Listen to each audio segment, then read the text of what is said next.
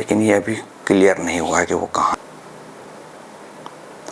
दोस्तों, इजराइल इस मुगालते में था कि ईरान उसका ज़्यादा कुछ नहीं बिगाड़ पाएगा, लेकिन ईरान वालों ने भी अब सोच लिया है कि इजराइल को सबक सिखाकर रहेंगे और सबक सिखाना भी शुरू कर दिया है।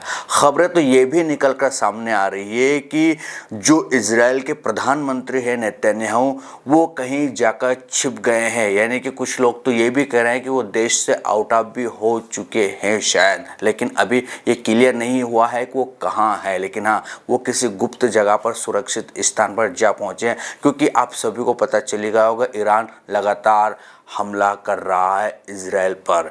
तो मध्य पूर्व में एक बार फिर कहीं ना कहीं ये तनाव अपने चरम सीमा पर पहुंच चुका है।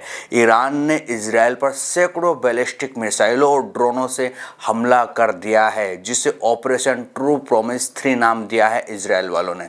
ये हमला इजराइल द्वारा ईरान के परमाणु और सैन्य ठिकानों पर किए गए हवाई हमलों का जवाब आप मान सकते हो। इजराइल ने ऑपरेशन राइजिंग लॉइन के तहत ईरान के परमाणु और सैन्य ठिकानों पर बड़े पैमाने पर हवाई हमले किए थे। बीते कल आप सभी को पता चली गया होगा, हमने इस पर वीडियो बनाया है। इजरायली सेना ने नातांज में ईरान के मुख्य परमाणु संवर्धन संयंत्र, बैलिस्टिक मिसाइल सुविधाओं और करमान शहर में एक भूमिगत मिसाइल गोदाम को निशाना बनाया था। इन हमलों में ईरान के रिवोल्यूशनरी गार्ड्स के प्रमुख कमांडर मेजर जनरल हुसैन सलामी और एरोस्पेस कमांडर अमीर अली हजीरादेह सहित कई शीर्ष सैन्य अधिकारी और परमाणु वैज्ञानिक मारे गए थे। इजराइल के प्रधानमंत्री नेतन्याहू ने इसे ऐतिहासिक कदम बताया था, जिसमें उन्होंने कहा कि ये ईरान के परमाणु खतरे को खत्म करने के लिए ज़रूरी था। इसलिए कहीं ना कहीं ईरान पर इजराइल ने हमला किया, क्योंकि वो चाहते हैं कि ये जो परमाणु कार्यक्रम ईरान चला रहा है, इसको नेस्त नाबूद किया जाए, इसको ख़त्म किया जाए। इसके पीछे आप अमेरिका को मान सकते हो। खैर, जवाब में ईरान ने तुरंत ऑपरेशन ट्रू प्रॉमिस 3 शुरू किया। ईरानी सेना ने 150 से ज़्यादा अधिक बैलिस्टिक मिसाइलें और ड्रोन इजराइल की ओर दागे, जिनका निशाना यरूशलेम, तेल अवीव और अन्य सैन्य ठिकाने थे। और कई सारे फुटेज निकल कर सामने आ रहे हैं, जिसमें इजराइल का जो शहर है तेल अवीव, उसकी स्थिति बड़ी ख़राब दिखाई गई है। यानी कि वहाँ बिल्डिंगें ध्वस्त दिखाई जा रही है और गाड़ियाँ जलकर राख हो गई है। यानी कि गाज़ा का जो नज़ारा आप देखते हो ना, कुछ उसी तरह इजराइल का नज़ारा भी नज़र आ रहा है कुछ शहरों का। तो इजरायली सेना ने पुष्टि की है कि मिसाइलें दागी गई है और उनके आयरन डोम ने कई हमलों को नाकाम किया है। लेकिन तेल अवीव में धमाकों की आवाज़ है और धुआं देखा गया है। कई सारे वीडियो भी सोशल मीडिया पर चल रहे हैं, लेकिन कुछ वीडियो पुराने भी है उसमें, लेकिन कुछ नए वीडियो जो दरअसल दिखा रहे हैं कि हाँ, ईरान लगातार हमला कर रहा है इजराइल पर अपनी बैलिस्टिक मिसाइलों से। ईरान के supreme leader Ayatollah Ali Khamenei ने हमले से कुछ घंटे पहले राष्ट्र को संबोधित करते हुए इजराइल को कड़ी चेतावनी दी। उन्होंने कहा कि इजराइल ने हमारी संप्रभुता पर हमला किया है और ये जघन्य अपराध है। हमारी सेना इजराइल को लाचार कर देगी और हमारी प्रतिक्रिया आधे अधूरे कदमों तक सीमित नहीं रहेगी। यानी कि इस बार कहीं ना कहीं ईरान वालों ने ठाना ही है कि जिस तरह से उनके वहाँ के सैनिक मारे गए हैं, टॉप लीडर मारे गए हैं, कह सकते हैं कि जो एरोस्पेस के थे और जो कहीं ना कहीं सैनिक थे बड़े बड़े, उनका जो खात्मा हुआ है, इसकी वजह से ईरान काफ़ी ज़्यादा कहीं ना कहीं गुस्से में हैं।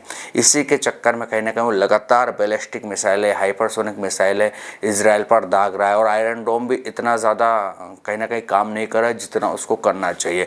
ईरानी रिवोल्यूशनरी गार्ड्स IRGC ने दावा किया है कि ये हमला उनके सैन्य कमांडरों और परमाणु वैज्ञानिकों की हत्या का बदला था। उन्होंने ये भी कहा कि ऑपरेशन ईद अल गदीर की पवित्र रात को शुरू किया गया है, जिसे धार्मिक महत्व देकर प्रचारित किया गया है। ईरानी मीडिया के अनुसार इस हमले में इजराइल के सैन्य ठिकानों और हवाई अड्डों को निशाना बनाया गया है, लेकिन हताहतों की जो संख्या है वो अभी सटीक नहीं है। लेकिन 15-17 लोग इसमें कहीं ना कहीं अभी तक हताहत बताए गए हैं, ज़्यादा नहीं है।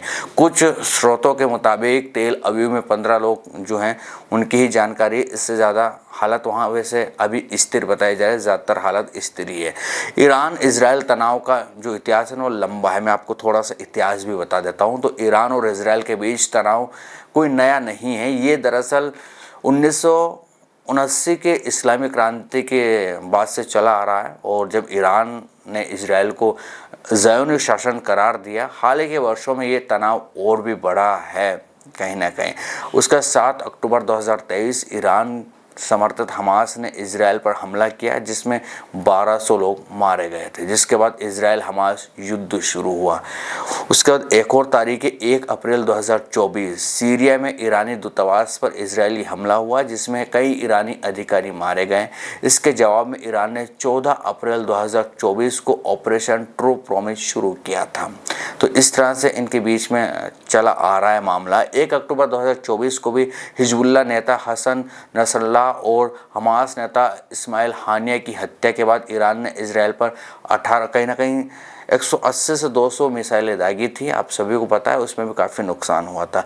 26 अक्टूबर 2024 को इजराइल ने ईरान के सैन्य ठिकानों पर जवाबी हमला किया जिसे ईरान ने सीमित नुकसान बताया। इन घटनाओं ने दोनों देशों के बीच छाया युद्ध को खुले संघर्ष में बदल दिया है और अमेरिकी विदेश मंत्री मार्को रूबियो ने कहा है कि अमेरिका इस हमले में शामिल नहीं था लेकिन वो इजराइल का समर्थन करता है। राष्ट्रपति डोनाल्ड ट्रंप ने कहा है कि वो ईरान को परमाणु हथियार बनाने से रोकेंगे। जी हाँ, ईरान और इजराइल के बीच ये तनाव अब तक का सबसे खतरनाक दौर आप मानकर चलिए।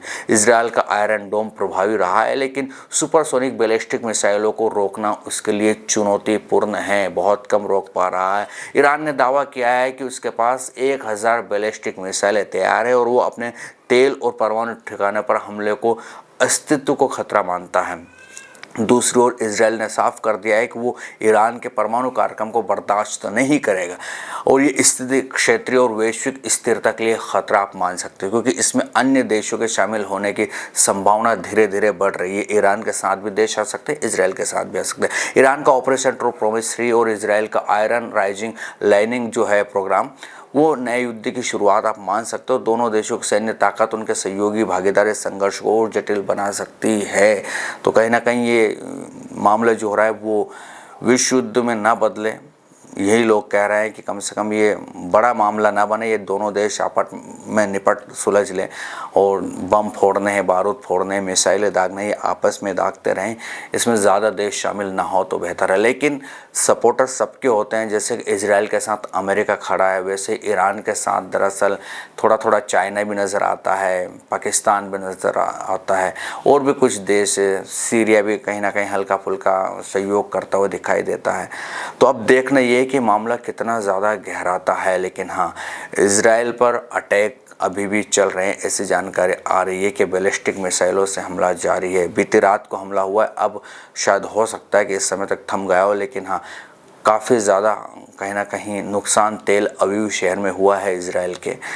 बहुत सारे फुटेज निकल कर सामने आ रहे हैं। तो लोग ये भी कह रहे हैं कि अब इजराइल को गाजा बनना पड़ेगा, ईरान इजराइल को गाजा बना देगा। लेकिन इजराइल इतना भी कमज़ोर नहीं जितना उसको समझा जा रहा है, जितना उसको देखा जा रहा है। अब देखना ये होगा कि आखिरकार आगे किस तरह की परिस्थितियाँ सामने आती है, क्या होगा। आपको क्या लगता है मुझे कमेंट सेक्शन में ज़रूर बताइएगा। ये था वीडियो, कैसा लगा ये भी बताएं। जानकारी ठीक ठाक लगे तो चैनल को सब्सक्राइब, वीडियो को लाइक और शेयर करना ना भूलिएगा। फिर मिलेंगे किसी दूसरे वीडियो में, तब तक के लिए नमस्कार।